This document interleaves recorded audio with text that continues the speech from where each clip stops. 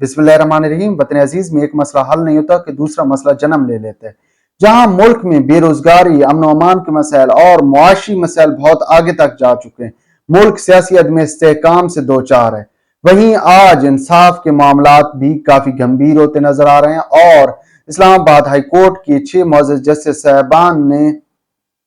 बाकायदा तौर पर सुप्रीम जुडिशल काउंसिल को खत लिख दिया है। इस खत का अब सुप्रीम जुडिशल काउंसिल की तरफ से क्या रद्द अमल आएगा, खासकर नून लीग जो कि इस वक्त हुक्मरान जमात है, उसका क्या रद्द अमल आएगा, वजारत दिफा और वजारत कानून क्या रुख इख्तियार करेंगे, इसके साथ साथ वकला तंजीमों का क्या रद्द अमल आने वाला है और वकला तंजीमें इसका क्या रद्द अमल देंगी, खासकर कोई तहरीक चलने वाली है, ये सारा कुछ आपके साथ इस प्रोग्राम में शेयर करेंगे। इसके साथ साथ ये भी आपको आगाह करते चलें कि ये खत उस वक्त में लिखा गया है जब इस्लामाबाद हाई कोर्ट में सैफर केस जेर समात है और पूरे मुल्क की नजरें इस वक्त इस्लामाबाद हाई कोर्ट की तरफ लगी हुई हैं। और जिस तरह की रोज की बुनियाद पर समात हो रही है या समात में जो रिमार्क्स सुनने को मिल रहे हैं, उससे तो यही लग रहा है कि ये केस इमरान खान की फेवर में जा रहा है। मगर अब सुप्रीम जुडिशल काउंसिल को लिखे गए खत में इसके बाद मामलात मजीद पेचीदा हुए हैं और खासकर जो सवालात उठाए गए हैं, जिसमें justice Babar Sattar, justice Mohsin Akhtar Kayani, justice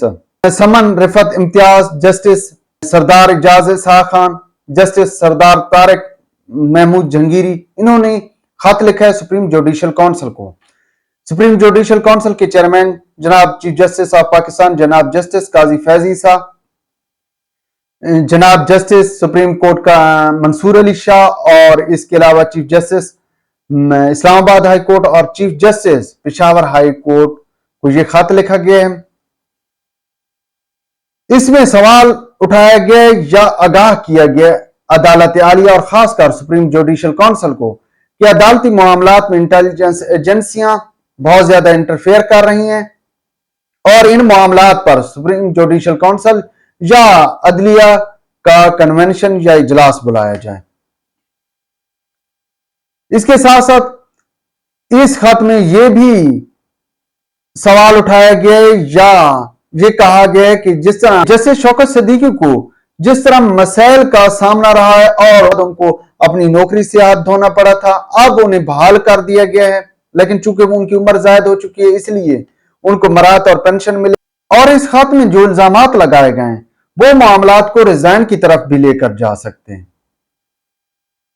लेकिन सबसे पहली बात तो ये करते हैं कि इस खत पर नून लीग का क्या रद्द अमल आ रहा है। नून लीग की तरफ से देखने या सुनने को यही मिल रहा है कि वो कह रहे हैं कि जनाब जिस वक्त नवाज शरीफ पर केस बन रहे थे उस वक्त तो किसी जज ने नहीं बोला था। अब भाई अव्वल तो बात यह है कि वो हालात और थे, दूसरा अब हालात और हैं, और सबसे बढ़कर इमरान खान 21वीं सदी के तमाम टूल्स इस्तेमाल कर रहा है, जबकि नून लीग अभी 90 की दहाई की सियासत कर रही है। लेकिन जिस तरह ये सवालात उठाए गए हैं और इन सवालात में खासकर इंटेलिजेंस एजेंसियों को निशाना बनाया गया, तो ये नादिर मौका है खासकर तमाम सियासी जमातों के लिए कि वो आगे आए और अपनी कुव्वत का मुजाहरा करें या इक्तदार की खातिर जिस तरह वो इस्तेमाल होते आए हैं अपने आप को साइड पर कर लें और उनके लिए यही बेहतर होगा। खासकर ये वक्त है क्योंकि एक जानिब खुद अदलिया के लोग जब बोल रहे हैं तो सियासतदानों को भी बोलना चाहिए, लेकिन सियासतदानों की तरफ से खामोशी है और सियासतदान बाकायदा तौर पर इस खत पर तनकीद कर रहे हैं। जबकि दूसरी जानब देखा जाए तो इस खत के जरिए इंटेलिजेंस एजेंसियां और खासकर सिक्योरिटी अदारों पर जो तनकीद की गई है, और चूंकि सिक्योरिटी अदारे इस वक्त मुल्क में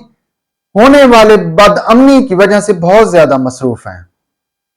वहीं ये एक शोशा खड़ा कर देना या ये सवालात उठा देना मजीद मामलात को गंभीर करेंगे।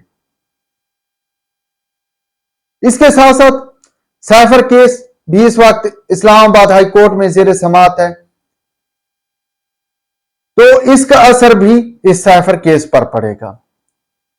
اور ہو سکتا ہے یہ خط لکھا بھی اسی لیے گیا ہو، کیونکہ جس طرح کی سیفر کیس کی سماعت دیکھنے کو مل رہی ہے اس میں تو یہی لگ رہا ہے کہ